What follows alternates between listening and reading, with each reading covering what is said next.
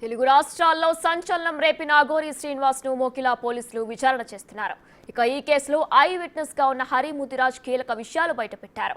అఘోరి ఆమె కాదు అతను అని, తన తలపై ఉన్నది నిజమైన జుట్టు కాదని అల్లించుకొని తగిలించుకున్నట్టు హరి చెప్పారు. శ్రీవర్షిని చెప్పినట్టు అఘోరి శాకాహారి కాదని, మాంసాహారి అని, రోజు చికెన్ మద్యం లేకుండా ఉండలేడని కూడా బయటపెట్టారు. అఘోరి అని పిలుస్తున్నాను. శ్రీనివాస్ ఆయన పేరు ఒప్పుకున్నాడు. శ్రీనివాస్ అని చెప్పి ముందు కూడా చాలా వేరే వాళ్ళకు కూడా చాలా పూజలు చేస్తా చెప్పి అమౌంట్ తీసుకొని ఇదే విధంగా కొనసాగడం జరుగుతుంది ఆయన. అయితే ఇప్పుడు ఆయనని మనము పొద్దుటూరు పదిలోని ప్రగతి రిసార్ట్లో ఒక లేడీ దగ్గర, సినిమా ప్రొడ్యూసర్ దగ్గర, నీకు నీ సినిమాలు బాగా ఆడాలంటే నీకు మంచి పూజలు చేయాలని చెప్పి 5 లక్షలు తీసుకోవడం జరిగింది. ఆమెని ఉజ్జయిని తీసుకెళ్లి నగ్న పూజలు చేపించి మళ్ళీ తీసుకొచ్చిన తర్వాత ఇక్కడ పొద్దుటూరు ఫామ్ హౌస్ వస్తుంటే మధ్యలో మన చిన్నమంగళారం ప్రజలు కూడా ఆమెకు 20,000 50,000 కాలు మొక్కి నీళ్లు పోసి మంచిగా పూజలు చేసి చిన్నమంగళం కూడా డబ్బులు ఇచ్చారు. ఇచ్చిన తర్వాత 2 లక్షల దాకా ఇచ్చారు.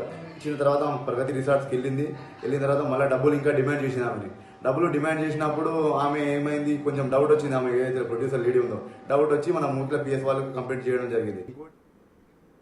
ప్రత్యేక పూజలు చేస్తే సినిమాలు బాగా ఆడతాయని ఓ లేడీ ప్రొడ్యూసర్ ని నమ్మించి ఉజ్జయినిలో పూజలు చేయించినట్లు హరి తెలిపారు. అఘోరి శ్రీనివాస్ చాలా తెలివైన వాడని, పూజల పేరుతో ఎంతో మందిని మోసం చేసినట్లు హరి అంటున్నారు.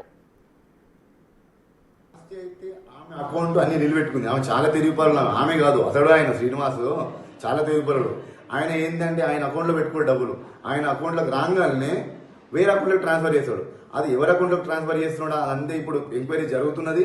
పోలీస్ వాళ్ళు తదుపరి మనకు తెలుస్తుంది. మనకు ఇప్పుడు అఘోరి అలియాస్ శ్రీనివాస్ ఆయన రోజు కాటన్ బీల్లు, 4 కిలోల చికెన్, అది కూడా చికెన్ కర్రీ కాదు, ఆయనకు ఫ్రై చికెన్ కావాలి. 4 కిలోల చికెన్ రేజు కంపల్సరీ లైట్ బీల్లు, కాటన్ బీల్లు తాగుతాడు. ఆయనే ఒప్పుకున్నాడు, తాగుతాను నేను తింటానని చెప్పి ఒప్పుకున్నాడు ప్రత్యక్షంగా. అంటే మీరు అడిగారా? అడిగాను. ఏమడిగారు? ఏంది మీరు మాంసం తింటారంట, ఏది తింటారంట, వేరే వాళ్ళు మాకు చెప్పి ఇట్లా కాటన్ బీల్ తాగుతారంట, మీరు చికెన్ తింటారా అంటే అవును తిన్నానండి అని ఒప్పుకున్నాడు. ఇప్పుడు శ్రీవర్షిని మరి అలా చెప్తుంది, మీరు ప్రత్యక్షంగా అడిగారని చెప్తున్నారు కదా? నేను ప్రత్యక్షంగా అడిగాను.